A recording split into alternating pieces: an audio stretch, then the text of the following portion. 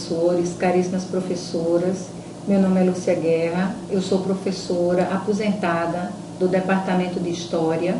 Tenho atuado a minha vida toda pesquisando sobre história da Paraíba, história do Brasil, e tenho trabalhado também, para além da história da Paraíba do Brasil, também com os direitos humanos.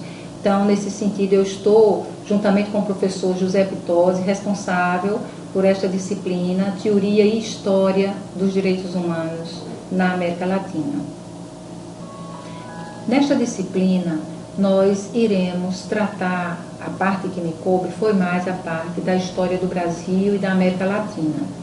Nesse sentido, nós vamos ter a oportunidade de acompanhar um pouco da história do Brasil, dos principais acontecimentos, das principais marcas do desenvolvimento da história do Brasil, juntamente com os direitos humanos. Até que ponto nós vamos ter momentos com grandes violações de direitos humanos e vamos ter momentos de avanços na promoção dos direitos humanos. Sendo assim, nós vamos trabalhar com um texto de autoria de duas outras professoras, a professora Rosa Godoy e a professora Monique Cidadino, ambas do Departamento de História, que escreveram um texto sobre, vamos dizer assim, uma linha do tempo da história dos direitos humanos no Brasil. Vamos começar pelo Brasil colonial, né? Vamos começar realmente pelo começo da história do Brasil, como foi a formação da nação brasileira, né? Os habitantes iniciais do Brasil, os indígenas, a chegada dos europeus e a escravização, né, dos africanos. Então nós vamos ter, num primeiro momento, o período colonial, né? Qual era a situação da cidadania, dos direitos humanos no período colonial. Posteriormente vamos tratar do período imperial. O que mudou com o Brasil deixando de ser colônia de Portugal e se tornando um império? Que avanços nós tivemos na promoção dos direitos humanos, que restrições continuaram, permaneceram ao longo do período imperial. E passaremos para o terceiro momento, que é o momento republicano, que está até os dias de hoje. Também, né? Quais os momentos em que ocorreram avanços nos direitos humanos, de ampliação dos direitos políticos, econômicos, sociais dos brasileiros. E, ao mesmo tempo, momentos difíceis, né? Principalmente de violação dos direitos humanos nos períodos das ditaduras que o Brasil enfrentou, né? Tanto o período da ditadura de Getúlio Vargas como o período da ditadura militar. Então nós vamos ter essa visão panorâmica da história do Brasil nesses seus três períodos, para em seguida aprofundar no período específico da ditadura militar. Só aí é que entra realmente o meu texto, que vocês vão conhecer, né, no livro que vocês irão receber. Quando eu for abordar esse período específico da história do Brasil, que é o período da ditadura militar, um dos períodos de maiores violações aos direitos humanos, nós não vamos ficar apenas com o Brasil.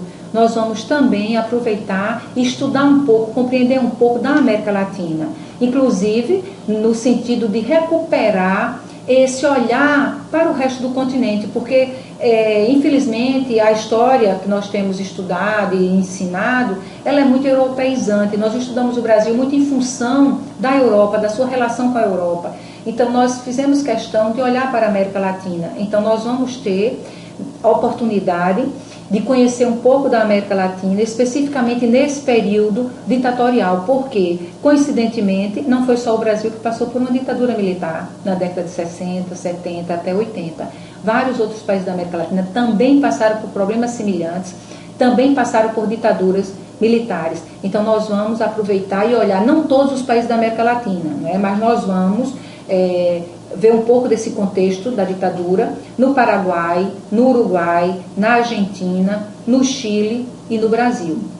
Então vamos ter essa ideia geral do que foi a ditadura, como os direitos humanos foram violados, as perseguições, as torturas, os assassinatos, o desaparecimento dos corpos dos que eram opositores ao regime militar.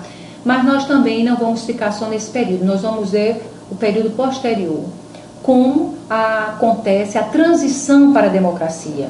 Então nós também vamos aproveitar esses 5 países, né, os 4 da América Latina e o Brasil, como ocorreu essa transição para a democracia, que é um processo ainda em construção. Nós ainda não concluímos essa transição. Como um país que passou, né, vários anos sob um período ditatorial, de restrição democrática, como ele vai passar para um período democrático. Então, são vários passos, são vários procedimentos a serem feitos, e nós podemos dizer que essa transição não está concluída. E pior ainda, no Brasil e em alguns outros países também, para além dela não estar concluída, nós estamos tendo retrocesso. Muitas das conquistas dos direitos humanos, a partir das lutas dos movimentos sociais, estão sendo derrubadas, estão sendo desmontadas. Mas nós vamos então ter essa visão geral do contexto da ditadura e esse período que chega até os dias de hoje, para compreender como essa transição está ocorrendo, né? Que ações os estados, não só o brasileiro, né, mas os demais estados, estão atuando, implementando políticas públicas para concretizar essa transição para a democracia. E nesse sentido, um dos pontos fundamentais é a memória. Essa história, nós temos que conhecer o que aconteceu efetivamente nesse período, né?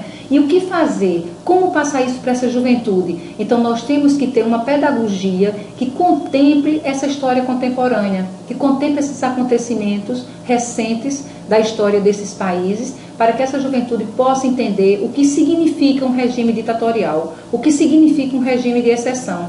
Então, nesse sentido, nós vamos atuar com vocês, né, para que vocês também aprofundem mais esse conhecimento sobre o que é a justiça de transição, quais as medidas que foram adotadas pelos diversos países, o que avançou, o que não avançou, para que os nossos estudantes, os nossos jovens, também fiquem sabendo efetivamente do que aconteceu. E qual é a nossa intenção em tudo isso, né?